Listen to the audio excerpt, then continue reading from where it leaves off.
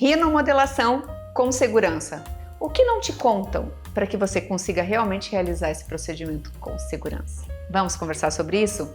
Rinomodelação é um dos pontos que eu mais escuto os injetores falando. Eu não faço, acho muito arriscado. Nossa, nem pensar, não vou mexer em nariz não. Por quê? Vamos entender por que existe esse medo, essa insegurança tão grande em realizar rinomodelação? Existe um porquê, né, gente? Não é uma aventura também a gente sair dizendo que é super simples, que é extremamente seguro, porque não é. Quando a gente fala em técnica, sim, é uma técnica simples.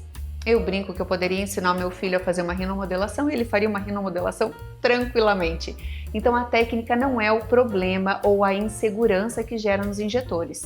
O que gera insegurança nos injetores é a questão vascular, é a vasculatura, é a questão anatômica, é a porção de cartilagens. E por que a gente tem que prestar muita atenção nisso? Nós temos áreas no nosso nariz onde nós temos o osso, e essa é a região de osso nasal, e a partir deste momento a gente consegue sentir exatamente palpando, palpa aí assistindo o vídeo para vocês perceberem, a transição entre a parte óssea e a porção cartilaginosa, onde a gente chega nas cartilagens nasais, cartilagem alar, e essas cartilagens não têm uma vasculatura importante para regeneração, você não consegue regenerar uma cartilagem. Então o fato de você ter alguma intercorrência, uma complicação maior que gere uma área de necrose em nariz, realmente vai ter problemas e sequelas muito sérias, que muitas vezes vão precisar de um enxerto de tecido para a gente restabelecer anatomicamente a região. Lembrando que o nariz é o centro da face. E como centro da face, é uma região que impacta muito e que precisa ser muito bem cuidada. Por isso, geramos essas inseguranças ao realizar. Mas o que a gente precisa entender, então, sobre esses pontos importantes? Primeiro ponto, vasculaturas. Deixa eu ampliar aqui para a gente visualizar melhor. As vasculaturas que nós temos, ou vascularização que nós temos na região de nariz, elas vêm provenientes das duas carótidas. Então, essa é uma coisa que as pessoas entendem erroneamente, acreditando que nariz só tem artérias provenientes de carótida externa, que não teria nenhuma relação com a região oftálmica e que esse risco de amaurose, por exemplo, que seria a cegueira, não existe. E essa é uma ilusão. Nós temos dois pontos importantes. Aqui, deixa eu colocar uma corzinha verde que a gente vai entender melhor. A gente tem a sequência da nossa artéria facial. A artéria facial, ela é proveniente sim de carótida externa. E essa artéria facial, quando chega lateralmente à aba nasal, ela emite uma artéria chamada nasal lateral, que faz esse contorno na região de cartilagem, e aqui ela se transforma em artéria angular. Agora prestem bem atenção, vou subir com essa angular aqui em cima e achar um ponto que é bastante relevante. Neste ponto aqui, nós temos um ponto que a gente chama de anastomose. Anastomose é quando uma artéria se conecta à outra. E ela vai fazer anastomose com o quê? Com a artéria dorsal nasal, que é esta artériazinha que passa na lateral do nariz.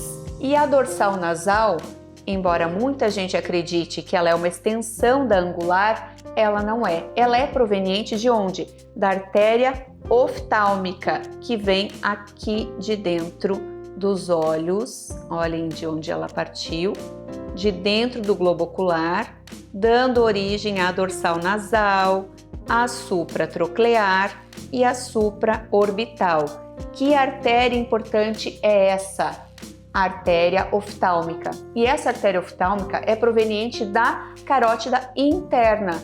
Então vocês percebem que a nossa vasculatura, a nossa vascularização, ela é um circuito fechado. Então a gente não pode trabalhar, nós ensinamos didaticamente carótida externa e carótida interna, mas sempre em algum ponto da nossa face isso vai sincronizar, isso vai gerar uma anastomose e a gente vai ter a ligação das duas carótidas. Então aqui a gente tem exatamente esse ponto. Agora ficou um pouco bagunçado, vamos apagar um pouquinho para a gente conseguir entender melhor.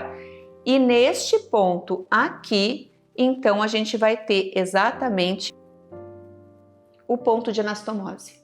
Então aqui a gente vai ter uma conexão de carótida externa e carótida interna.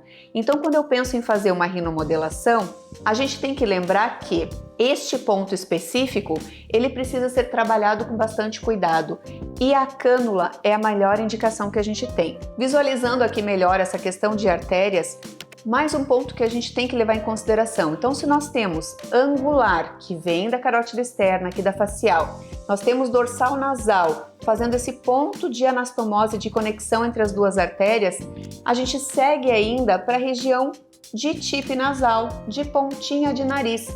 E essa região de tipe nasal, a gente vai ter uma sequência. Então, olhem essa imagem aqui, vocês vão ver ela mais detalhada, onde a gente tem a nasal lateral e de cima vem a dorsal nasal e a gente tem essa anastomose também na região próxima à cartilagem.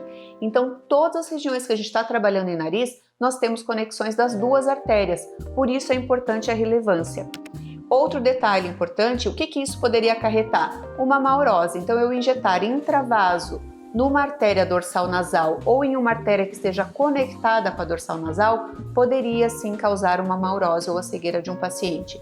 E outro ponto bastante importante é a falta de espaço.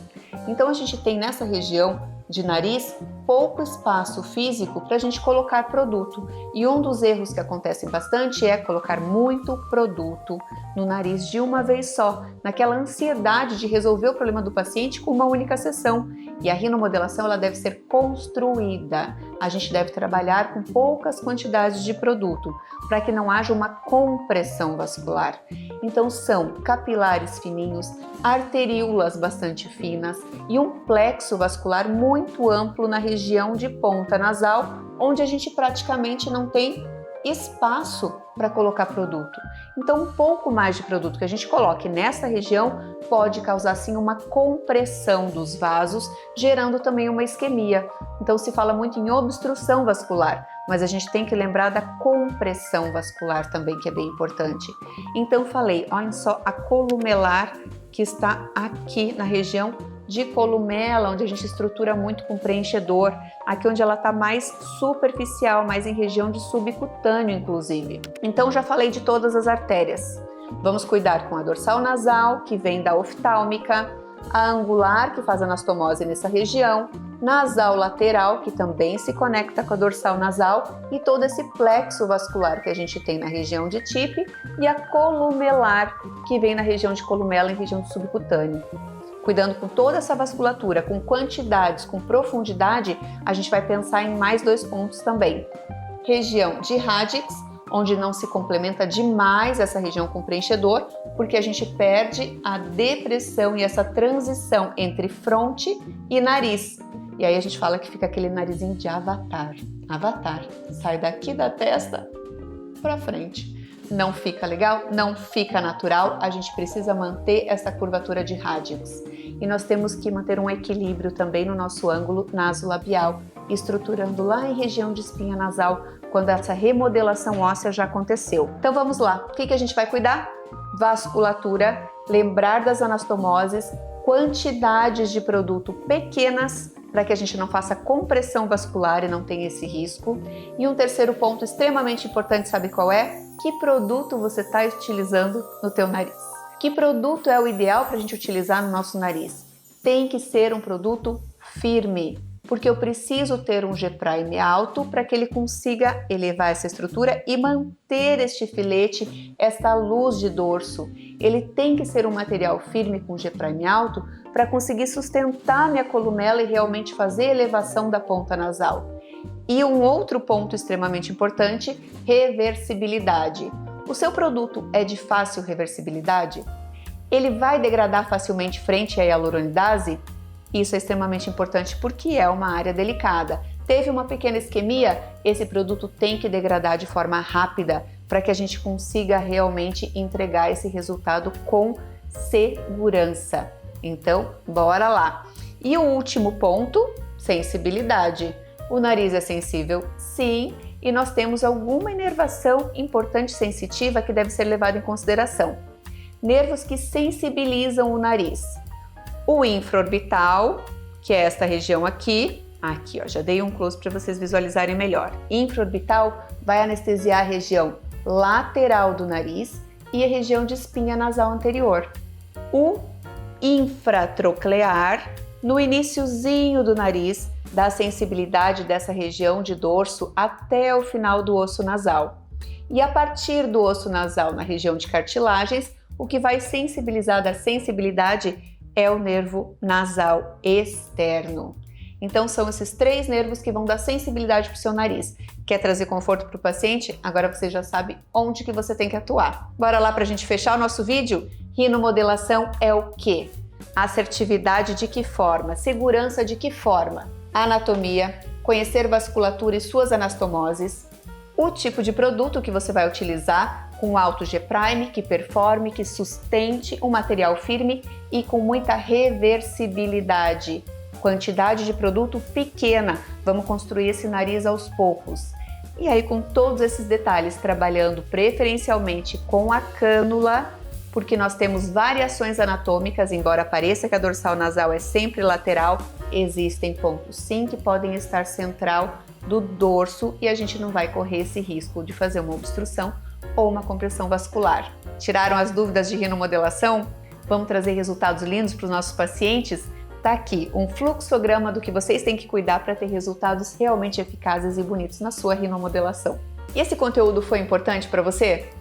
Será que você lembra de algum colega que tem medo de fazer rinomodelação e quer entender mais? Então salva esse vídeo, curte, se inscreve no meu canal que eu vou sempre trazendo insights valiosos e vem comigo, espero vocês na próxima.